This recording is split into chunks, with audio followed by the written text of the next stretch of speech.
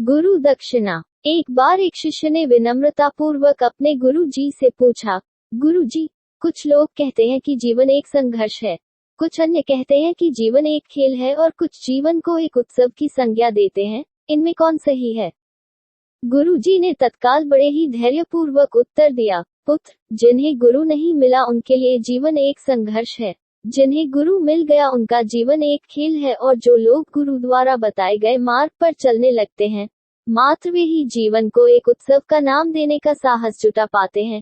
यह उत्तर सुनने के बाद भी शिष्य पूरी तरह से संतुष्ट न था। गुरु जी को इसका आभास हो गया। वे कहने लगे, लो, तुम्हें इसी संदर्भ में एक कहानी सुनाता हूँ, ध्यान से सुनोगे तो स्वयं ही अपने प्रश्न का उत्तर पा सकोगे।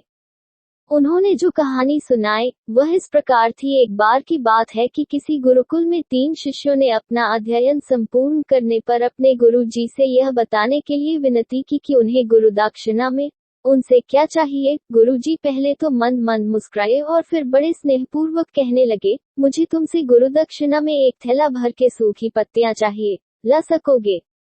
वे तीनों मन ही मन बहुत प्रसन्न हुए, क्योंकि उन्हें लगा कि वे बड़ी आसानी से अपने गुरु जी की इच्छा पूरी कर सकेंगे। सूखी पत्तियां तो जंगल में सर्वत्र बिखरी ही रहती हैं।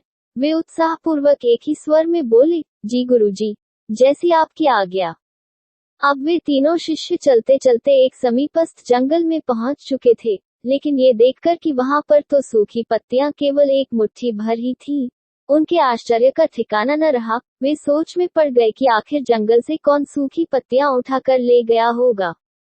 इतने में ही उन्हें दूर से आता हुआ कोई किसान दिखाई दिया। वे उसके पास पहुंचकर उससे विनम्रतापूर्वक याचना करने लगे कि वह उन्हें केवल एक थैला भर सूखी पत्तियां दे दे। अब उस किसान ने उनसे क्षमा याचना करते हुए उन्हें ये बताया कि वह उनकी मदद नहीं कर सकता, क्योंकि उसने सूखी पत्तियों का ईंधन के रूप में पहले ही उपयोग कर लिया था। अब वे तीनों पास में ही बसे एक गांव की ओर इस आशा से बढ़ने लगे थे कि हो सकता है वहां उस गांव में उनकी कोई सहायता कर सके। वहां पहुंचकर उन्होंने जब एक व्यापारी को देखा तो बड़ी उम्मीद से उससे एक थैला भर सूखी पत्तियां देने के लिए प्रार्थना करने लगे, लेकिन उन्हें फिर से एक बार निराशा ही हाथ आई, क्योंकि उस व्यापारी ने तो पहले ही कुछ पैसे कमाने के लिए सूखी पत्तियों के दोने बनाकर बेच दिए थे। लेकिन उस व्यापारी ने उदारता दिखाते हुए उन्हें एक बुई माँ का पता बताया जो सूखी पत्तियां एकत्रित किया करती थी। पर भाग्य ने यहाँ पर भी उनका साथ नहीं दिया, क्योंकि वह बुई माँ तो उन पत्तियों को अलग अलग करके कई प्रकार की औषधियां बनाया करती थी। अब निराश होकर वे तीनों खाली हाथ ही गुरुकुल लौट गए। गुरुजी ने उन्हें देखते ही स्नेहपूर्वक पूछा,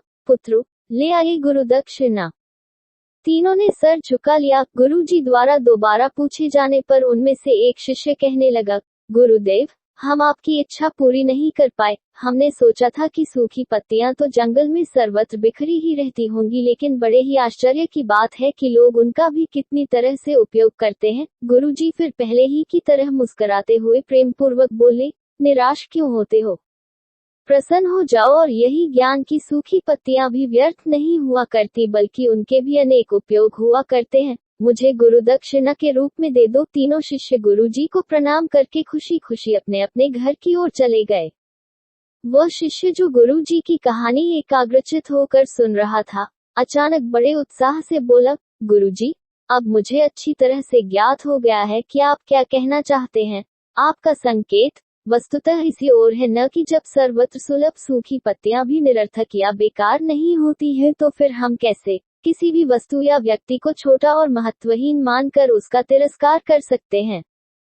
चींटी से लेकर हाथी तक और सुई से लेकर तलवार तक सभी का अपना अपना महत्व होता है। गुरुजी भी तुरंत ही बोले, हाँ पुत्र, मेरे कहने का भी यही तात्पर्य है कि हम जब भी किसी से मिले तो उससे यथायोग्य मान देने का भरसक प्रयास करें, ताकि आपस में स्नेह, सद्भावना, सहानुभूति एवं सहिष्णुता का विस्तार होता रहे और हमारा जीवन संघर्ष के बजाय उत्सव बन सके। दूसरे, यदि जीवन को एक खेल ही माना जाए तो बेहतर यही होगा कि हम निर्विक्षेप, स्वस्थ एवं शांत प्रतियोगिता में ही भाग लें और अपने निष्पादन तथा निर्माण को ऊंचाई के शिखर पर ले जाने का अथक प्रयास करें। अब शिष्य पूरी तरह से संतुष्ट था। अंततः मैं यही कहना चाहती हूँ कि यदि हम मन, वचन और कर्म इन तीनों ही स्तरों पर इस कहानी का मूल्यांकन करें, तो भी यह कहानी खरी ही उतरेगी। सबके प्रति पूर्वाग्रह से मुक्त मन वाला व्यक्ति अपने वचनों से कभी भी किसी को आहत करने का दुस्साहस नहीं करता और उसकी यही ऊर्जा उसके पुरुषार्थ के मार्ग की समस्त बाधाओं को हर लेती है। वस्तुतः हमारे जीवन का सबसे बड़ा उत्सव पुरुषार्थ ही होता है, ऐसा विद्वानों का मत है। अगर आपको वीडियो अच्छा लगा तो सब्सक्राइब करें और शेयर करें एजुकेशन स्टोरी।